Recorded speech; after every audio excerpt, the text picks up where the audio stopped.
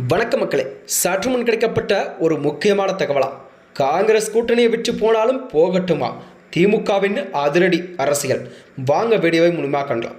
அதாவது பீகார் சட்டமன்ற தேர்தலில் தான் காங்கிரஸ் கட்சி ஒரு படுதோல்வி அடைந்ததை எதிரொலிதான் தமிழக அரசியல் கூட்டணி என்பது ஒரு பெரும் சலசலப்பையும் கேள்வியும் எழுப்புள்ளதாம்.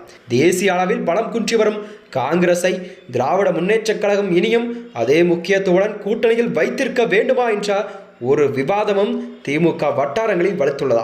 மறுபுறமோ புதிதாக களம் காணும் நடிகர் விஜய் கூட இந்த பலவீனமான காங்கிரசுடன் கூட்டணி சேர தயங்குவாரா என்ற கேள்வியும் எழுந்துள்ளதா. அதாவது பீகார் தேர்தலில் ஒரு மெகா கூட்டணியில் ஒரு அங்கமாக 60 தொகுதியில் போட்டியிட்ட காங்கிரஸோ அதில் சொற்பமான இடங்களில் கூட வெற்றி பெற்றது. இந்த மோசமான தோல்வி என்பது தமிழக காங்கிரஸ் கட்சிக்கு சிக்கலை எல்லாம் ஏற்படுத்தியுள்ளதாம். அதாவது தேசிய அளவில் ராகுல் காந்திக்கு தலைமை மற்றும் பிரச்சாரம் தொடர்ந்து தோல்வியை சந்திப்பதும் காங்கிரசின் நம்பகத்தன்மை வெகுவாக குறைந்துள்ளதாம். மாநில கட்சிகளில் இனி காங்கிரஸை ஒரு வலுவான தேசிய சக்தியாக கருத தயங்கும் நிலை தமிழகத்தில் உருவாகியுள்ளது.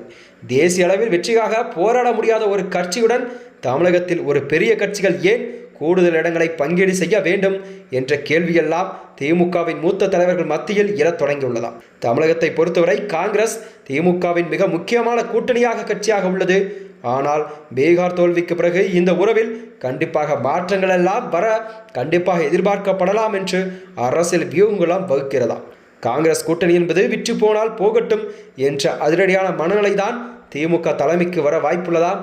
அதாவது காங்கிரஸ் கூட்டணி வேண்டாம் என்று முடிவெடுத்தால் அதை ஈடுகட்டவோ வேறு சிறிய கட்சிகளை இணைத்துக்கொண்டு வலிமை காட்ட திமுக தயங்காதாம். அதாவது அடுத்து வரவுள்ள சட்டமன்ற தேர்தல் காங்கிரஸ் கேட்கும் தொகுதிகளின் எண்ணிக்கையை குறித்து திமுக இனிமேல் மிகவும் கராரான பேச்சுவார்த்தை நடத்தும். முன்பு போல காங்கிரசுக்கு கூடுதல் முக்கியத்துவம் கொடுத்து அதிக இடங்களை திமுக ஒதுக்காது என்ற நிலையில்தான் பார்க்கப்படும். அதாவது அதிகபட்சம் 10 தொகுதிகளை கொடுக்கும் என எதிர்பார்க்கப்படுகிறதா. காங்கிரஸை நம்பியிருந்ததை விட ஒரு வலுவான மாநில கட்சி மற்றும் சமூக அமைப்புகளை சேர்ப்பதில் திமுக அதிகம் ஆர்வம் காட்டலாம் என்றும் அரசியல் வல்லுநர்களா வியூகங்களாக வகுத்து வருகிறதா. நடிகர் விஜய் கூட தனது தமிழக வெற்றி கழகம் கட்சியை தொடங்கி 2026 சட்டமன்ற தேர்தலுக்கு தயாராகி வருகிறார். இந்த சூழலில் பீகார் தேர்தல் முடிவு என்பது விஜயின் அரசியல் நகர்வுக்கு சிக்கலை ஏற்படுத்துவதாக இருப்பதால் அதிமுகவுடன் பாஜக நீடித்தால் கண்டிப்பாக அதிமுக கூட்டணிக்கு செல்ல முடியாது.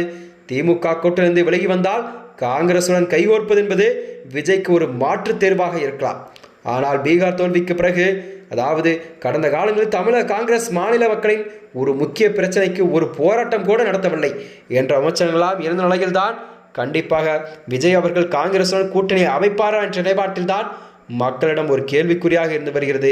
தேசிய தலைமையின் பலவீனம், உள்ளூர் செயலற்ற நன்மை ஆகிய 2 காரணங்களும் சேர்ந்து தமிழக காங்கிரஸ் ஆனது கண்டிப்பாக எதிர்காலத்தில் ஒரு கேள்விக்குறியாகவே இயங்கும் என்று கூறுகிறார். திமுக கூட்டணியில் அதன் நிலை கண்டிப்பாக இனி அதன் தகுதியை சார்ந்துள்ளதான் இருக்கும் என்பது அரசியல் வட்டாரத்தில் சந்தேகமெல்லாம் எழுந்துள்ளதாம். மேலும் இது போன்ற வீடியோக்களை தெரிந்து கொள்ள நமது சேனலை மறக்காமல் சப்ஸ்கிரைப் செய்து கொள்ளும். நன்றி, வணக்கம்.